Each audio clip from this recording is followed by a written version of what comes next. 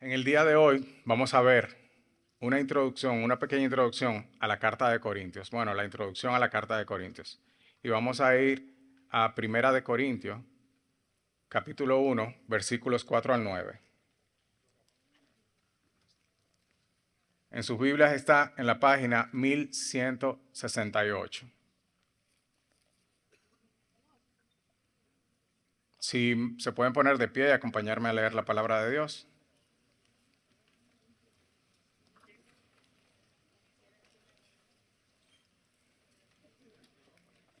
Primera de Corintios 1, 4 al 9. Dice la palabra del Señor.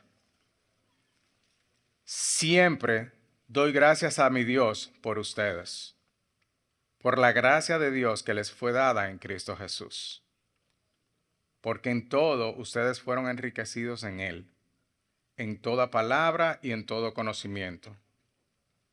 Así como el testimonio acerca de Cristo fue confirmado en ustedes, de manera que nada les falta en ningún don, esperando ansiosamente la revelación de nuestro Señor Jesucristo. Él también los confirmará hasta el fin, para que sean irreprensibles en el día de nuestro Señor Jesucristo.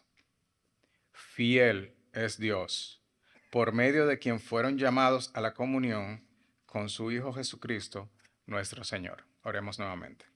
Padre Santo, te damos gracias. Gracias, Señor, por la oportunidad que nos das de estar aquí, de oír las buenas nuevas de salvación, por oír tu evangelio una vez más. Te pedimos, Señor, que seas tú con cada uno de nosotros, con cada una de nuestras mentes y corazones, y que pongas la disposición, Señor, para poder escuchar tu mensaje, Señor. Te pedimos por el pastor Jairo, que está en Santiago, Señor, que pueda también ser utilizado por tu Espíritu Santo y pueda llevar la palabra, Señor, a esos hermanos en Santiago. Que pueda traer consuelo también a esos que hayan sido afectados, Señor, por esta tragedia también allá. Te pedimos estas cosas en tu nombre poderoso. Amén. En el día de hoy vamos a ver, nuestro mensaje del día de hoy se llama Firmes y adelante, firmes hasta el fin. Lo que pasa es que el origen era ponerle la primera parte de el último mensaje del pastor, que fue huestes de la fe. Entonces era firmes y adelantes, huestes de la fe, pero dije, no, déjenme controlarme. Entonces, pero me salió como quiera. Firmes hasta el fin. Bueno, miren, esto es una carta. Y yo les voy a contar algo. Cuando nosotros terminamos la carrera de medicina, los dominicanos, tenemos que hacer un año de pasantía de ley. Ese año es un año trabajando para el gobierno, nos pagan.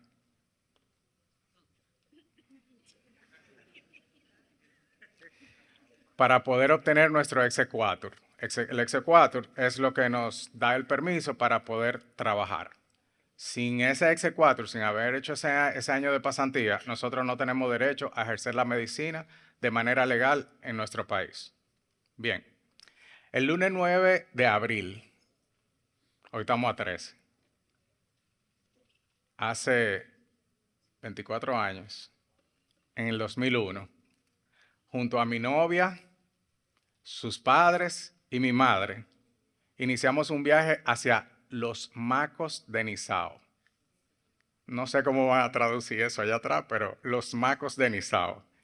Eso es un paraje en San José de Ocoa. Y ahí ellos me depositaron. Señores, esa noche yo lloré como un bebé en una mecedora en la casa de la clínica rural, porque yo no tenía ni idea de lo que iba a suceder. Yo lloré con jipío. Yo estaba desconsolado. Como le dije, era un paraje en San José de Ocoa, un valle entre montañas. Es como un poquito redundante porque un valle es una planicie dentro de la montaña. No, no, no.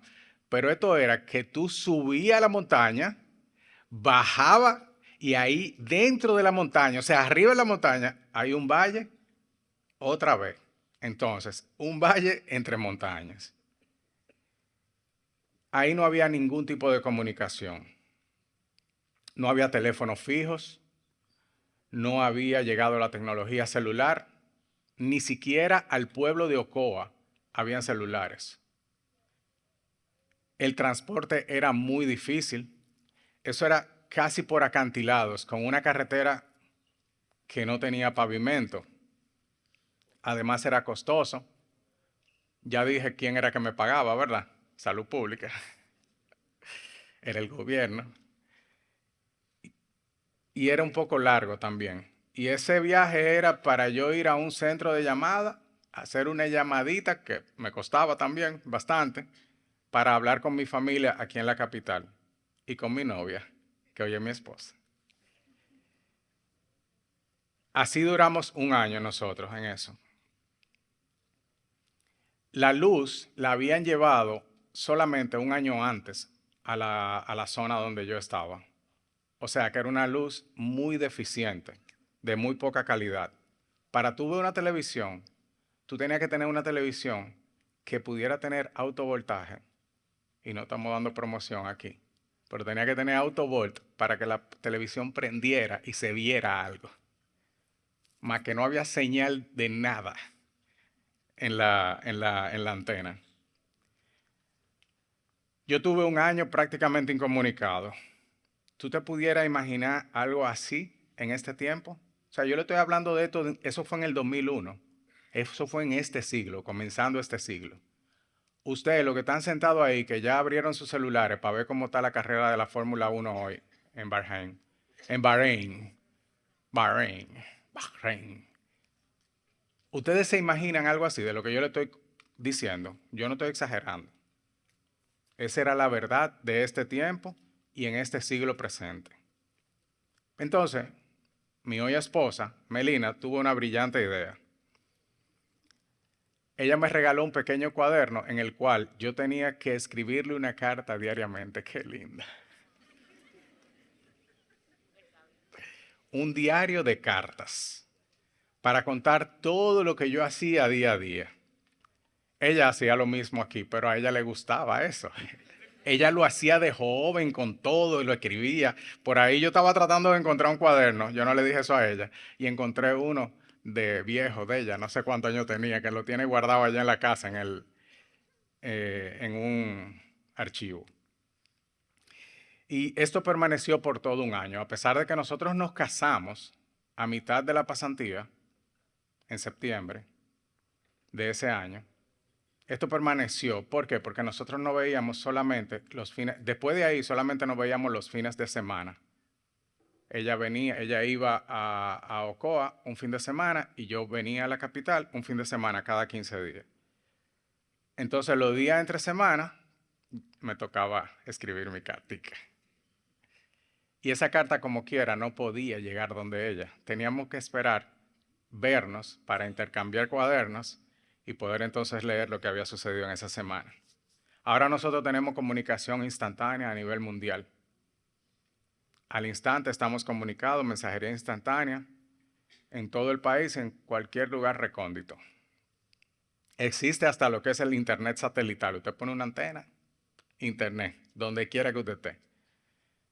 Y también puedes escribir correos electrónicos, que muchos lo usan como un medio formal y su medio principal para comunicación y para su trabajo. Y aquí han surgido sin número de situaciones que han podido ser resueltas en 3, 2, 1, rápidamente.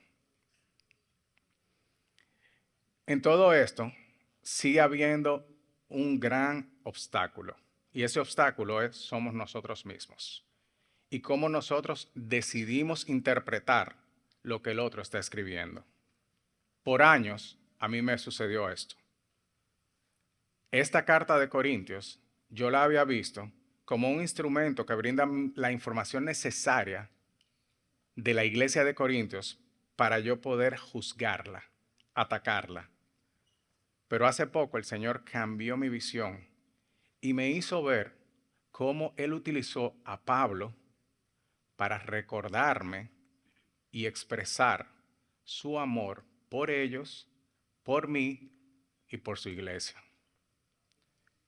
Esta carta a los Corintios tiene un contexto original que totalmente se aplica para nuestro entorno actual. Como dijo el pastor en cuanto a la carta de Colosenses hace poco, cuando Dios inspiró esta carta, pensó en esta iglesia. pensó en piedra angular. Eso fue lo que yo pensé y lo que conecté hace muy poco sobre esta carta. El título de nuestro sermón es Firmes hasta el fin. Nuestra hoja de ruta contiene 3 puntos. Como le decía en el correo anterior, mi humilde perspectiva y un amable recordatorio. La verdad central es esta. Él, que nos llamó conforme a su propósito, es fiel hasta el final. Entonces, vamos a arrancar con nuestra prédica. Primer punto, como les decía en el correo anterior, dice los versículos 4 al 5, siempre doy gracias a mi Dios por ustedes, por la gracia de Dios que le fue dada en Cristo Jesús, porque en todo ustedes fueron enriquecidos en Él, en toda palabra y en todo conocimiento. Corintios era una ciudad y una iglesia que Pablo conocía muy bien. Fue el fundador de esa iglesia. En esta carta Pablo trata diversos temas y problemas intensos y fuertes que habían dentro de esa iglesia. Estos reportes, esto había sido conocido por él por los reportes de Timoteo que él lo enviaba a darle seguimiento a la iglesia y también por diversas cartas que a él le habían llegado sobre preguntas y quejas de la iglesia. En esta carta nosotros vamos a ver cómo se trata problemas como división en la iglesia, el divorcio, la inmoralidad sexual, litigios entre hermanos, diferencia en los alimentos permitidos y el origen de estos, el desorden en la iglesia, la profanación de la Santa Cena, cuestionamiento de la autoridad de Pablo. Imagínense, o sea, es una carta sumamente cargada de problemas la que vamos a ver. Y Pablo lo único que hace es tratar de orientarlos y llevarlos nuevamente al Evangelio. Todo lo anterior y muchas cosas más tenían su base en la sociedad. Una sociedad en la que el hombre no reconocía superioridad ni ley más que sus propios deseos. Mis deseos son mi ley, mi deseo son la superioridad. Yo tengo que satisfacer mis deseos. Corintios era un pueblo de mucha injerencia cultural. Tenía por su posición geográfica y tenía 2 puertos. Era un puerto, era muy comercial y esto hacía que tuviera demasiada injerencia cultural. Tenía a disposición muchas religiones, muchas filosofías que por generaciones habían influido en la cultura de estas personas.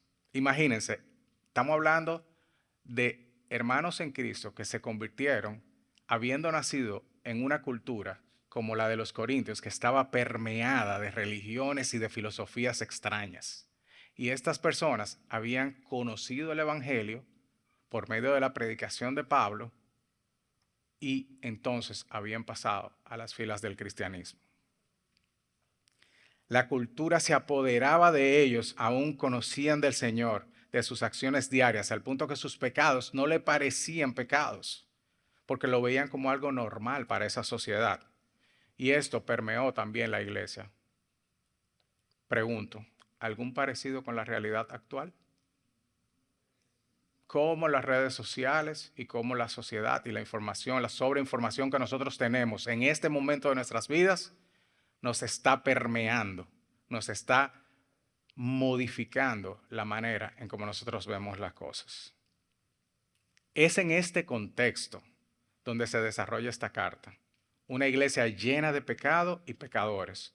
¿Ustedes saben cómo cuál? Como piedra. Llena de inconformidades, como piedra.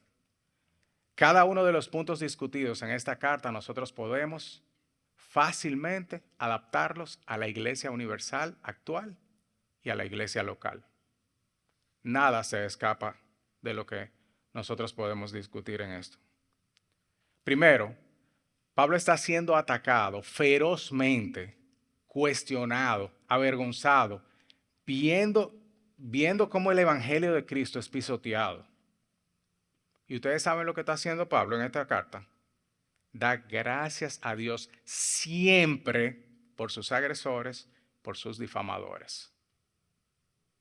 Y lo está haciendo en verdad y de corazón. Da gracias a Dios siempre. Reconoce que el Señor extendió su gracia a estas personas, la misma gracia que había sido extendida a Él, la misma que a todos los escogidos de Dios, la misma que a nosotros fue extendida. Y esto fue por medio de Cristo Jesús. Es decir, que a pesar de ellos, a pesar de nosotros, Cristo definitivamente murió por esa iglesia y murió por nosotros también. En los versículos anteriores, Él llama a esta iglesia, la iglesia de Dios. Los que han sido santificados, dice el versículo 2, los santos, esos santos, con todos los problemas que yo le dije a ustedes, que se iban a tratar en esta carta, Él los está llamando los santos. Y no como cuando su esposa dice, ay, sí, ese es santo de mi marido. No, lo está diciendo de verdad, que son santos en el Señor. Y esto afirma su identidad en Cristo. Y esto afirma nuestra identidad en Cristo. Somos santos en el Señor. Pablo les dice de nuevo y les recuerda, su identidad y propósito les fueron otorgados no por ustedes, fue externamente, fue por Cristo Jesús. Les recuerda que no tuvieron que esforzarse para crear su identidad o para saber cuál era su propósito en esta vida. Por la gracia de Dios que les fue dada en Cristo Jesús, su identidad les fue otorgada y su propósito en esta vida también les fue otorgado. Segundo, Él resalta los avances que tuvieron los corintios. Dice en el verso 5, porque en todos ustedes fueron enriquecidos, en todo fueron enriquecidos, y en toda palabra y en todo conocimiento o en toda ciencia. Pablo quiere que recordemos que ya hemos sido equipados para nuestras vidas como cristianos. El Señor se encargó de equiparnos. Ya sabemos quiénes somos en Cristo Jesús, como dice el versículo 4. Ahora viene la otra gran pregunta existencial: ¿qué debo de hacer? Les recuerda a los corintios que habían sido enriquecidos en la palabra y en el conocimiento. Una combinación de esto y de lo que ellos, el esfuerzo que ellos tenían que hacer y el camino forjado que tenían estos hombres para desarrollar estos dones, entonces hizo que esto se les subiera a la cabeza. O sea, ya ellos habían sido enriquecidos en la palabra y en el conocimiento, pero su esfuerzo y su dedicación, sus estudios, hizo que esto se les subiera a la cabeza. Y Pablo les recuerda, esto fue dado en Cristo Jesús, enriquecidos en Él. Esto no vino de ti. En resumen, ellos son capaces de hablar las palabras claramente y convincentes.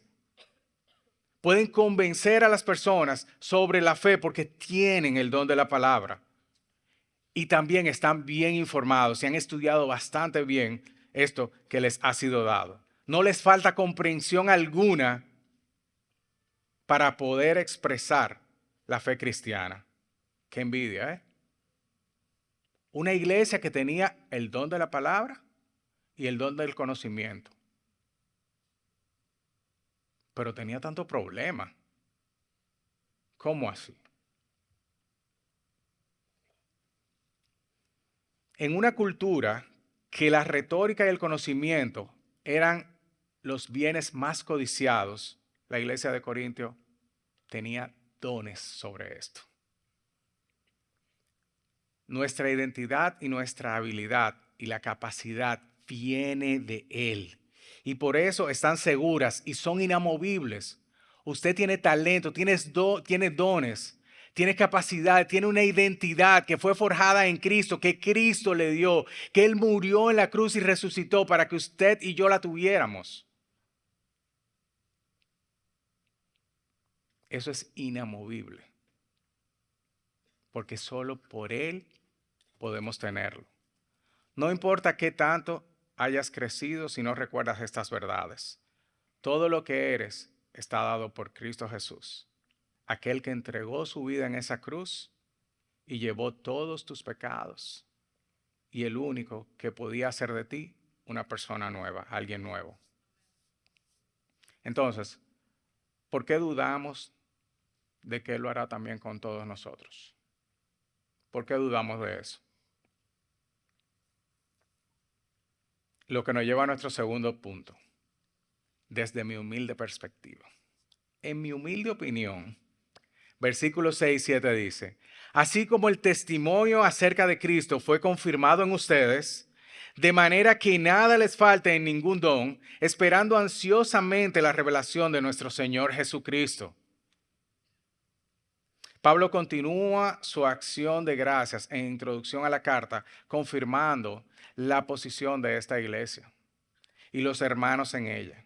Que a pesar de que el caos que había, que las cosas y casos que tenía esta iglesia, que eran tan profundos y tan dolorosos y tan difíciles, y que se tratan en esta carta, él está seguro de que el testimonio de estas personas, de los corintios, acerca de Cristo es suficiente para ser confirmados como cristianos. Vuelvo y les leo los versículos. Dice, así como el testimonio acerca de Cristo fue confirmado en ustedes en esa iglesia de Corintios. Quizá usted nunca ha leído la carta de Corintios.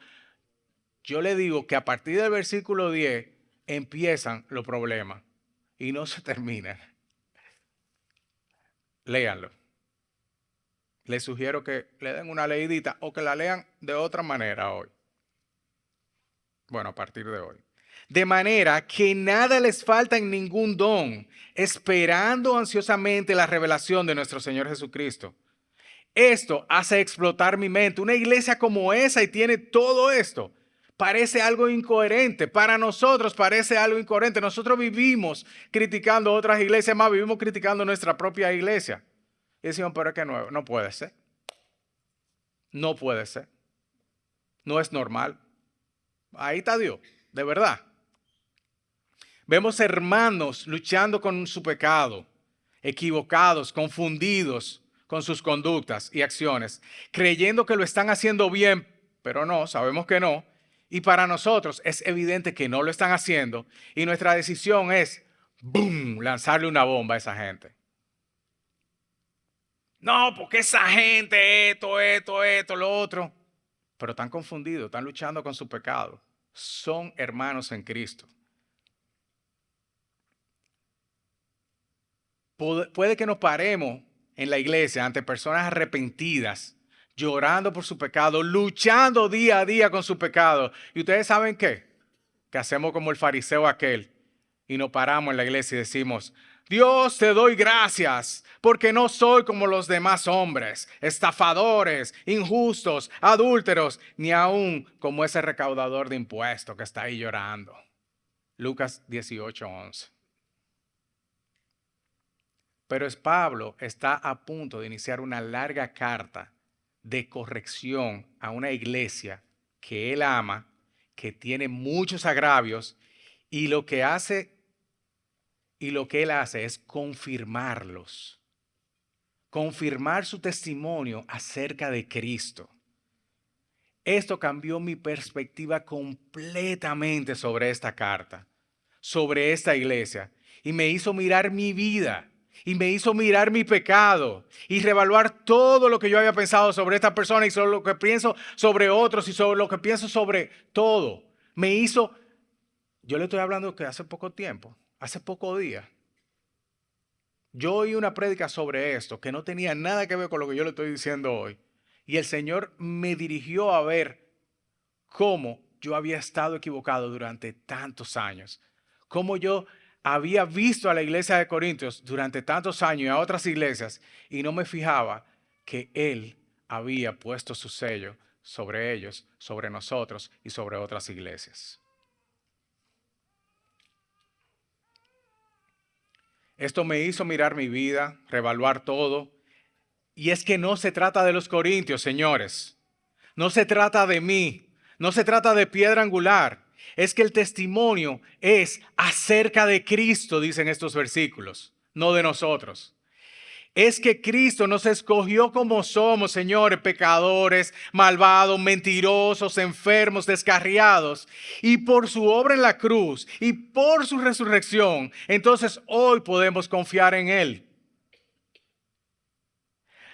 No hay dudas de que eran elegidos estas personas, que eran creyentes, que eran cristianos. Pablo lo está diciendo al inicio de la carta, a pesar de que va a acabar con esa iglesia. Pero no es acabar con ellos, es aconsejarlos, es orientarlos, es ¿a qué? A recordarle el evangelio de Cristo, a recordar las buenas nuevas de salvación y quién había muerto por ellos, cómo lo había hecho y cómo Él quiere que nosotros nos comportemos. Eso era lo que Pablo iba a hacer con esta carta. ¿Y sabes cómo esto se traduce en tu vida, en mi vida o en la vida de nuestra iglesia? ¿Cómo podemos empezar a ver esto a partir de hoy? Por encima de lo visible, de lo que nosotros podemos ver, de lo que nosotros conocemos, de lo que nos hace ruido,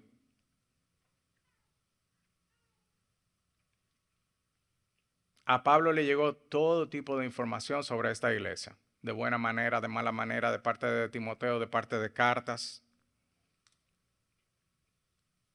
pero nunca dudó del testimonio de Cristo en la vida de esta iglesia y que también se manifestó en cómo el Señor depositó dones y deposita dones en esta su iglesia también, pero que quizás no están siendo utilizados o manifestados de la manera adecuada porque no han podido ver esa revelación del Señor en sus vidas, en nuestras vidas.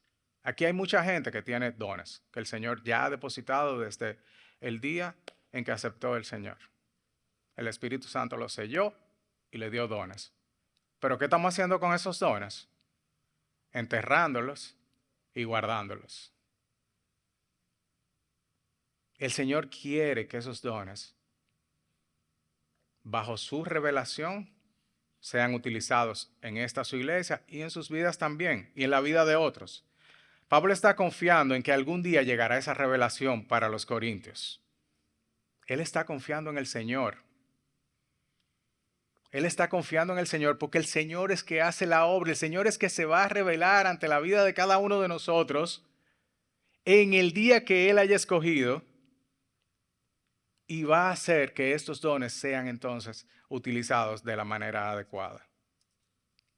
Pero nuestro deber es no estar enterrando dones, es tratar de trabajar para el Señor con ellos. Pero lo que nos asegura la palabra es que esa revelación será real en cada uno de nosotros, para su gloria y su honra, no para nuestra gloria y honra. El Señor nos confirma y afirma como sus hijos a pesar de nuestros muchos fracasos, porque Él es nuestro vicario, Él es nuestro sustituto. Él tiene todo el derecho de confirmarnos y afirmarnos como sus hijos, porque Él murió por nosotros. Él sí tiene el derecho de hacer esto. Pablo afirma y confirma estas cosas recordando de dónde Dios le ha sacado a él.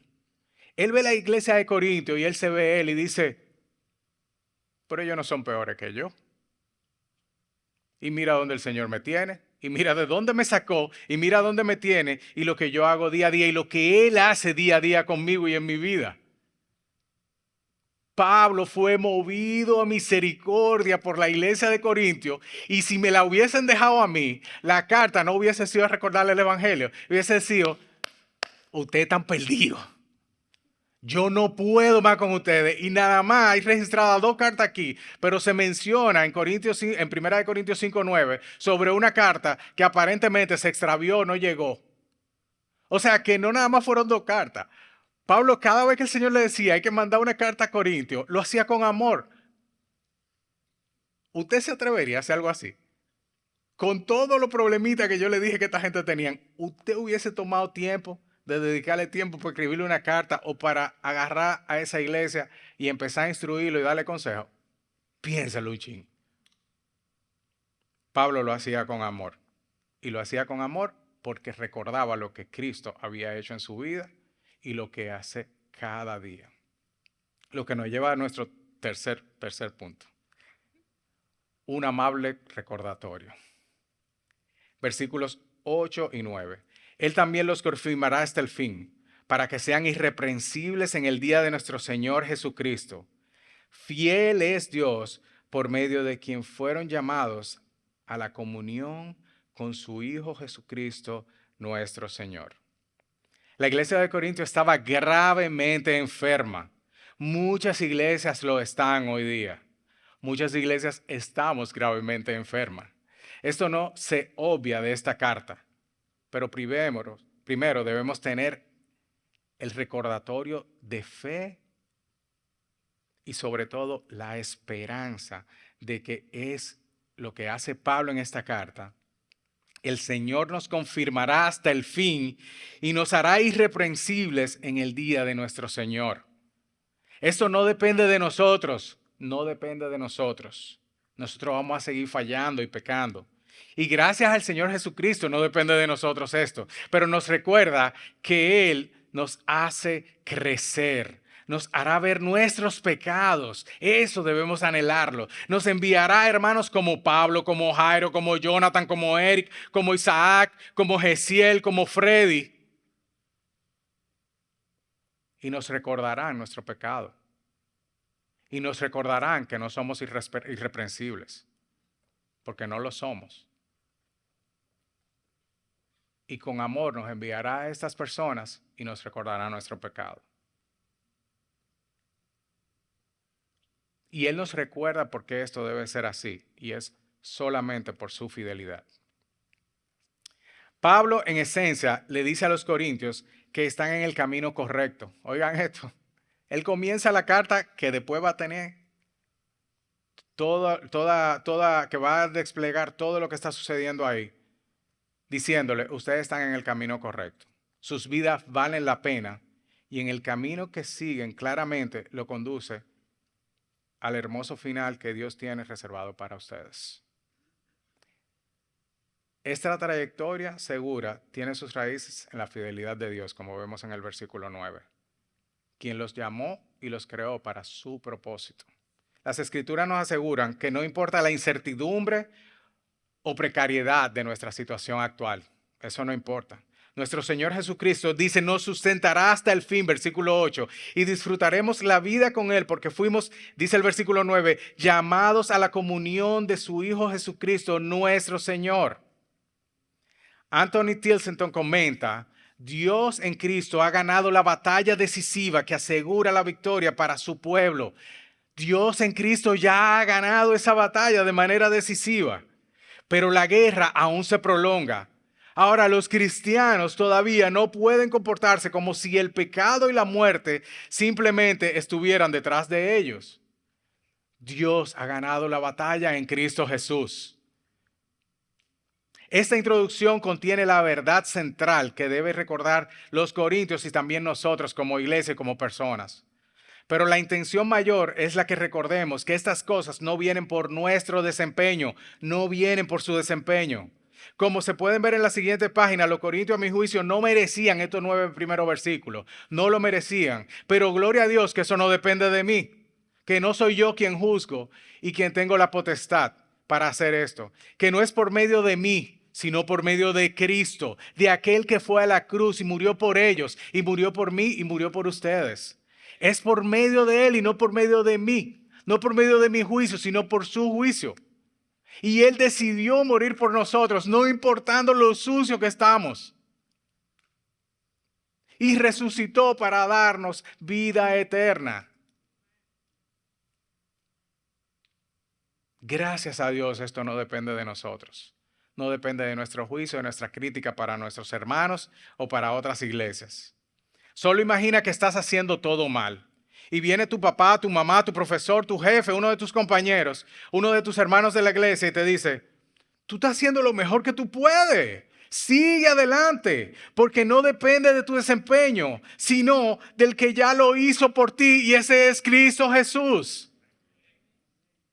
No depende de tu desempeño. El Señor te ha armado de herramientas que te va a ir multiplicando y que tú vas a poder ir desarrollando en tu vida cristiana mientras más lo buscas. Pero esto no depende de ti tampoco. Nuestro pasado, nuestro presente y nuestro futuro han sido confirmados, asegurados, enriquecidos y sostenidos en Cristo y no en nuestro desempeño. En Cristo y no en nuestro desempeño. Gálatas 2:20 nos recuerda, con Cristo he sido crucificado y ya no soy yo el que vive, sino que Cristo vive en mí. Y la vida que ahora vivo en la carne, la vivo no por la fe en el Hijo de Dios, el cual me amó y se entregó a sí mismo por mí. Hermano, hermana, amigo, amiga, puede que tú seas como yo y que veas a los corintios o a los hermanos en tu propia iglesia o en otra iglesia y que solo veas sus pecados y tengas en ellos y en su historia una herramienta de peso para poder juzgarlos y no ver tu pecado reflejado en ellos. Puede que tú seas como yo.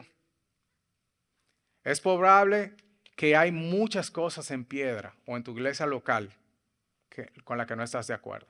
Es probable que estás viendo trabajar y tú veas algo que para ti es una falta flagrante y eso detiene tu vida de iglesia. Y eso detiene tu vida de iglesia. Pero eso no impide que tú puedas ver lo que Dios está haciendo en medio nuestro. Eso no impide lo que Dios está haciendo por medio de Cristo Jesús. Como el Señor ha enriquecido a esta iglesia por medio de su palabra y del conocimiento, yo creo que nosotros no podemos discutir eso. Tenemos confianza en nuestra fe, no porque somos mejores que los corintios o cualquier otra iglesia, sino porque nuestro testimonio, dicen estos versículos, ha sido confirmado. ¿En quién? En Cristo Jesús, no en nuestro desempeño ni nosotros. Puedes que estés en un limbo en este momento y que no sepas cómo avanzar, pero tenemos la esperanza de la revelación de nuestro Señor Jesucristo. Él nos va a guiar, Él nos guía. En Cristo, Dios nos sostiene hasta el fin, señores. Él ha prometido hacernos libres de culpa en el día de nuestro Señor Jesucristo, libre de culpa. Y estamos absolutamente seguros de esto. ¿Por qué? Porque Dios es fiel y nos ha llamado a la comunión con su Hijo Jesucristo, nuestro Señor. Quizás todavía tú estés como yo, corintizado, que no lo estás viendo aún, pero que este es el día que hizo el Señor para que nos gocemos en Él.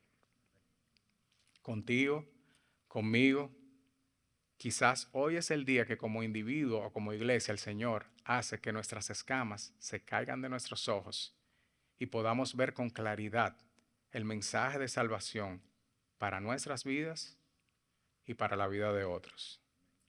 Que podamos conocer nuestro pecado en este día, que podamos arrepentirnos, llorar por ellos y comenzar a cambiar definitivamente y a caminar en vía de una santificación real, firmes hasta el fin. Salmos 95, 7 al 8 nos recuerda: porque Él es nuestro Dios y nosotros el pueblo de su prado y las ovejas de su mano. Si ustedes oyen hoy su voz, no endurezcan su corazón. Oremos. Padre Santo, te damos gracias. Gracias, Señor, porque a pesar de lo que nosotros somos, a pesar de nuestra vida, a pesar de nuestra mente, a pesar de nuestra cultura, de cómo hemos sido influidos, Señor, por todos estos medios de comunicación, por todas estas cosas que parecerían tan lógicas que escuchamos a diario, que vemos a diario. A pesar de todo eso, tú estás ahí, persistiendo, escribiendo cartas para nosotros, mandando mensajes, Señor, con hermanos, porque nos has dejado tu palabra para que la podamos tener libremente en nuestro país, cosa que en otros países no es posible. Y nosotros aún así, Señor, estamos viendo el pecado del otro, estamos viendo las faltas de las iglesias y no nos concentramos en nosotros mismos. Perdónanos por esto. Permite que hoy podamos abrir nuestros ojos. Permite que hoy podamos venir ante ti, postrar nuestros corazones ante ti, que podamos entregar verdaderamente nuestras vidas a ti. Que si aquí hay alguna persona que en el día de hoy es primera vez que oye el mensaje de salvación, que tú puedas hacer que su corazón haya sido una buena tierra y que esta semilla de la palabra pueda ser sembrada en sus vidas, Señor. No permitas que salgamos de aquí igual. Permite, Señor, que salgamos de aquí cambiados y con la decisión verdadera de poder concentrarnos en nosotros, en nuestras vidas, en sanar nuestras vidas, en sanar nuestros pecados, en vernos primeros a nosotros mismos antes que los otros. No permitas que el enemigo pueda distraer nuestras mentes de esto y que podamos, Señor, ser fieles a ti, como tú eres fiel a nosotros. Te pedimos estas cosas en tu nombre poderoso. Amén.